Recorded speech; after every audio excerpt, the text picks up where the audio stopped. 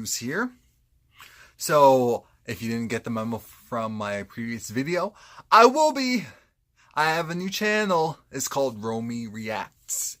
And I'm still getting that channel together. It's going to be very content specific. It will only focus on me reacting to music and music videos and things in that lane. So please go and support that channel. Like I said, there's nothing really on there yet, but I would appreciate you guys going over there and subscribing. Again, it's called Romie Reacts. Because it's new, you know, YouTube plays around a lot, and I tried to put the link in there. I'm not sure if the link actually works, but we're going to try this again. But this review just confirmed how stupid all these people are. This is Have to Have Not, Season 6, but a lot of people want to call it Season 5, Episode 19. What's the title of the episode tonight? Team of Rivals. So it starts off with Jeffrey and Justin. And Justin has a gun up to his own head and Jeffrey's head and saying that Jeffrey, you're not going anywhere. And he's trying to paint this picture of, oh, you're not going anywhere because... think about this. He's saying he doesn't own Jeffrey, but he's definitely acting like he owns Jeffrey, because that's what Jeffrey's main thing is. You don't own me. You don't own me. Justin's saying, of course I don't own you. Why would you say I own you? Because you're acting like you own him. You're acting like you own him. You're acting like he's your property. You're saying, let's go to your house. You're saying... yeah, I don't understand why you're here. I don't understand why you're doing this with that person. I don't understand why you're playing games with me. Justin, you're the one who started this whole mess with you sexually assaulting Jeffrey. And now you're trying to flip it on him. So even though Jeffrey went and punched Justin, and Justin was trying to figure out what is that for, and I'm thinking, you're really lost if you don't understand why that... Are you that privileged and dense to think that you can go and touch and feel and do whatever you want to whoever you want and there's no consequences? Oh, wait, you do. I thought that was just Wyatt, but I'm seeing a trend and I'm irritated and I'm irked. And Jeffrey's whole conversation with Justin made it sound like, if we're going to be together, you can't do this type of stuff. How about we're not going to be together? How about you're cooking for Cocoa Puffs? How about I can find bad, I can do bad all by myself, without having to deal with you and your mess and your unhappiness and whatever else you have going on over there? Because I don't want it. I don't need it. Here we see... Mitch really tried to warn Benny. So he goes and he checks on his uncle. His uncle's still alive. Still alive. So the other family member that was there didn't even check to see if he was still alive. He went and called, and he was still fumbling and mumbling while on the call, saying, "Oh, I tried to, he's breathing, but there's a lot of blood." And I'm thinking, Mitch, this whole situation looks very staged. I know you're not part of this family lifestyle like that, but you're not stupid either. Come on now, let's use some critical thinking skills, please, please. While all that mess is going on, Jeffrey goes to his apartment. Well, his father's apartment. It's trashed. And when I say it's trashed, it is totaled. It is really bad. Why is it bad? Because a little twerp called Justin decided to go and, "Oh, you're cheating on me? You're doing this to me? How dare you, after I did all of this in the name of you and our relationship. So now I'm going to end you. Not only am I going to end you, I'm going to make sure that you are ruined and everything around you is ruined. So I'm going to mess up your stuff. I'm going to destroy your stuff." And Justin still saying, "Come to my house. Come to our house. It's our house now." I'm really getting tired of all of this. Look, I've been dropping stuff left and right. So this show. If it wasn't for how it ended, I was really going to be over it. But the villains actually carried the show for me. Erica's in bed with David. They're sleeping. She wakes up because Rocky is hitting her up. Rocky's pretending like he's actually working, but he wants to talk to her to tell her that Candace is flipped. You can't trust her. Erica is dumb and dimly lit. She's so dimly lit that she actually goes and kind of blows off Rocky in the sense of, oh yeah, thank you for letting me know, but I'm looking at Erica and thinking, Candace doesn't like you. She would kill you herself if she could. Oh, I'm tired of them. I'm tired of them. David is talking to Erica because, of course, David is awake. I was hoping that he would hear the conversation, but he didn't. And so he's trying to ask what's going on. Who was that? Then he gets a call saying that his apartment was ransacked. And so he's automatically assuming it's Veronica because we're talking about Veronica. And this whole thing irritated me because of what happens next. So now Veronica is getting this. She's RK is gyrating in front of Veronica. She's enjoying it. She gets a call from David, and David's cursing her out, saying, how dare you go? What'd you do to our son? What'd you do to Jeffrey? What's going on? What's wrong with you?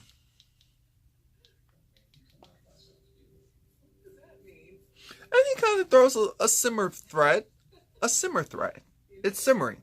As in nothing's burning yet, nothing's boiling yet, but it could. She even gets RK to go and say hello to David, and she's going and antagonizing David. And he starts calling Erica a whore, and you're with that whore. But mind you, I loved every moment of it because she was just drunk and acting a fool. She was drunk, acting a fool, and I believed it. I believed the scene. You and that girl, you and that whore. Look, sooner or later you'll know about that whore. You'll know the truth about that whore. And once you do, I'll be so happy. I will be so happy.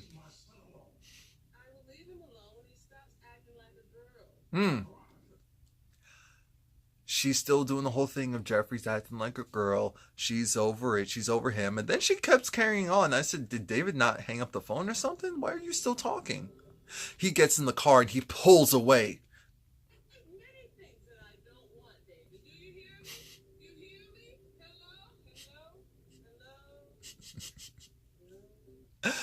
I love things I don't want.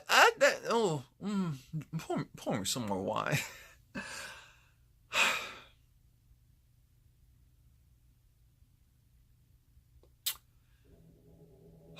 I'm just prepping myself because it just gets dumb. It's really dumb. 5, 4, 3, 2. Jeffrey and Wyatt. We can end right there. Moving on. Jeffrey goes and meets up with Wyatt. Wyatt is in his holding cell. Remember the involuntary hold that Jeffrey got placed on him. And Wyatt's pissed. He's telling Jeffrey that my parents are going to kill me. They're going to do it. Jeffrey's looking at him thinking, I know you're cooking for Cocoa Puffs, but why would you think that would happen? Hello? Because it's them? Are you stupid or are you dumb? I already know the answer, but... So then he goes and leaves. He says this for your own good. Wyatt's telling him, why don't you go and leave then? Wait a minute. You came on display. Where are you going? Wyatt is so needy. That's the issue with him. He's just so needy. And he was telling the nurse, you got to get me out of here. 2 seconds later, the Malone that he went and almost killed, rolled into the hospital. And when I tell you, Wyatt went ghost, he dipped out. I said, wait, where's Wyatt? I blinked and Wyatt was gone.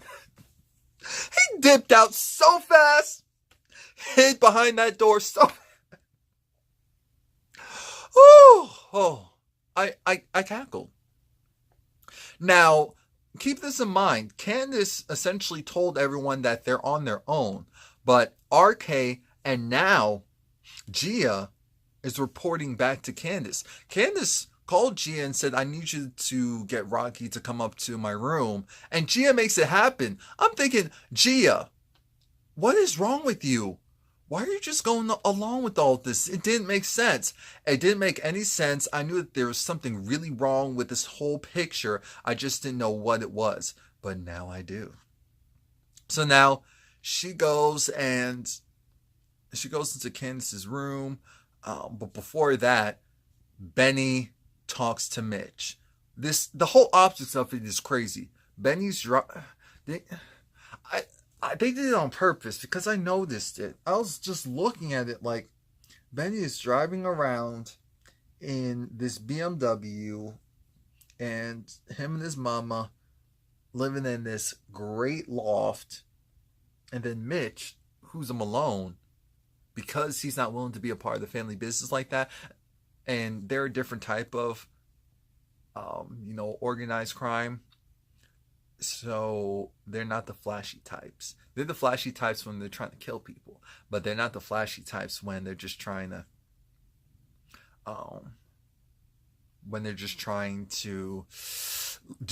live their day-to-day lives. Because Mitch has like a 2001 Nissan Maxima or something like that.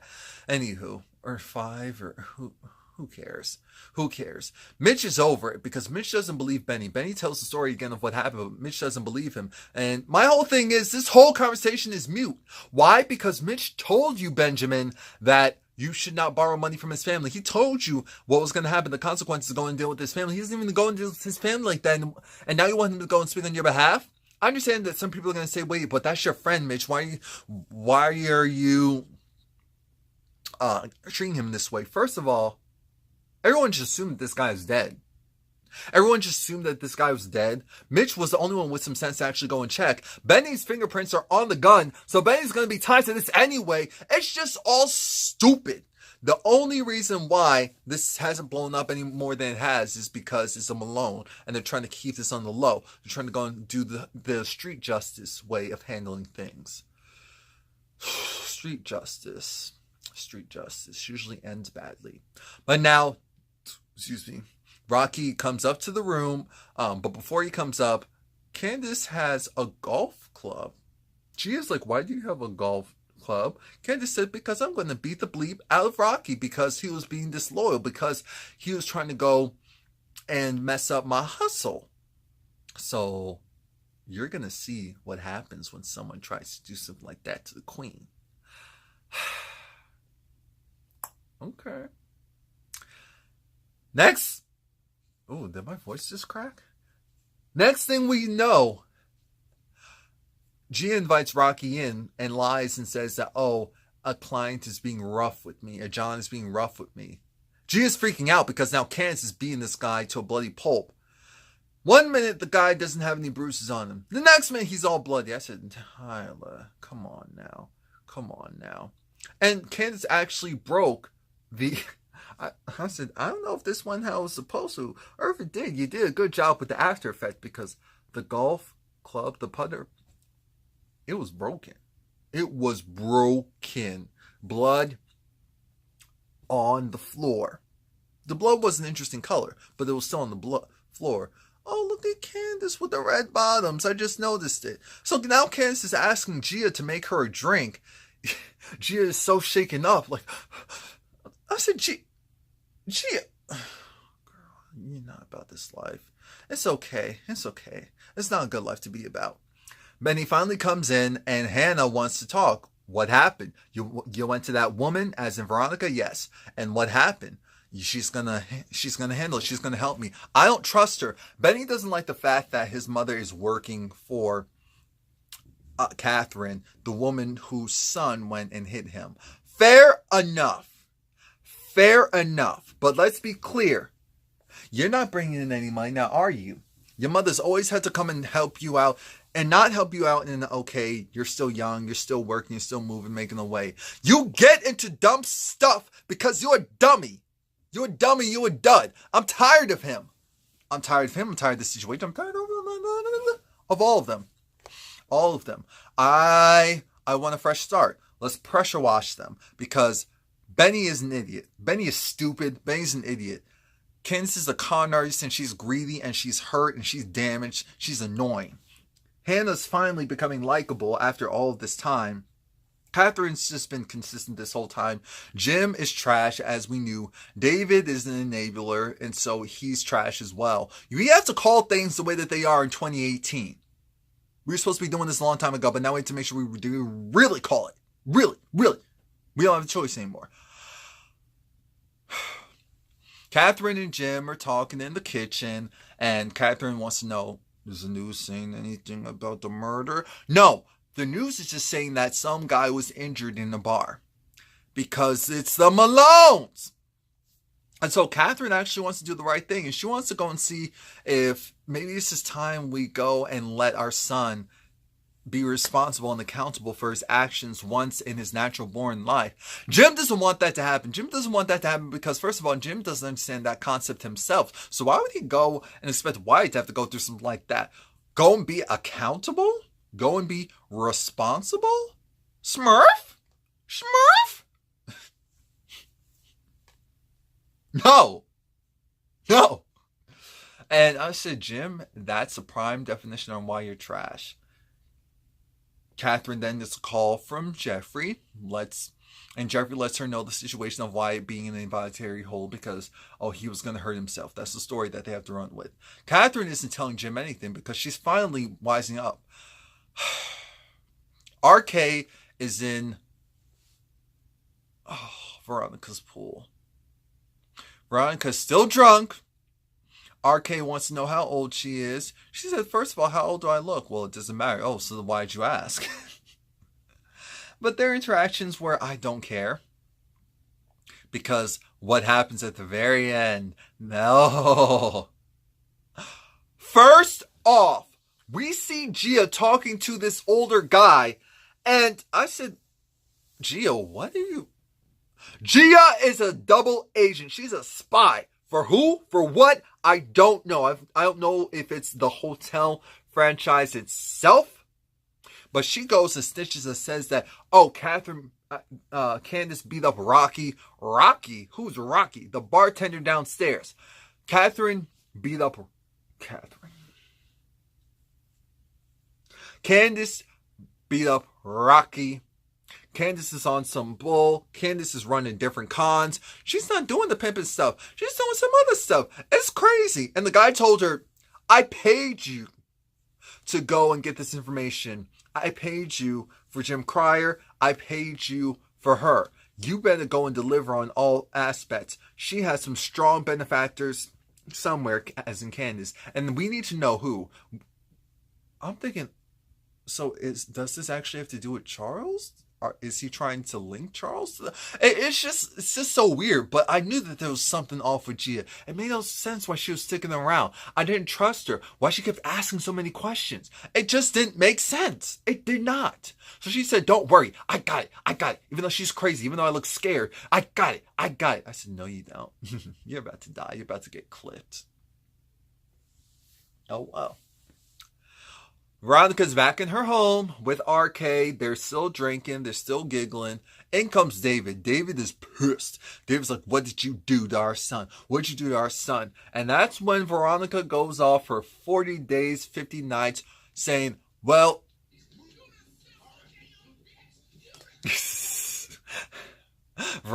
Veronica was upset because David said, look, our son is gay. Our son is gay.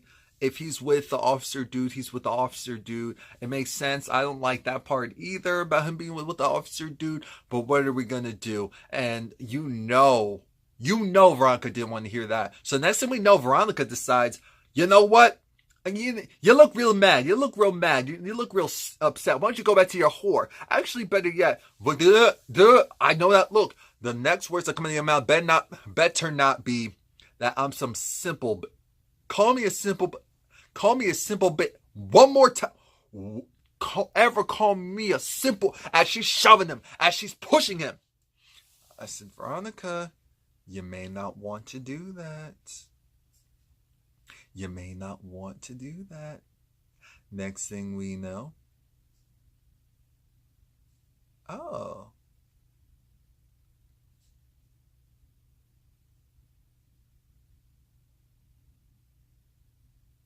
Next thing we know, now this part threw me off. David backslapped her with all the energy he could muster in his left arm. It wasn't even hand, it was arm. It went boom. She flew across the room. Now, part of me feels so weird because I didn't feel bad. I understand that these characters are supposed to represent real world stuff, and so that's why I wasn't like championing for what he did, because it was still trash regardless of the situation. I'm very aware of that. I'm not condoning that type of behavior ever, period. But I'm saying Veronica is evil. She's trash herself, and so I don't feel bad. That's how I'm gonna do that.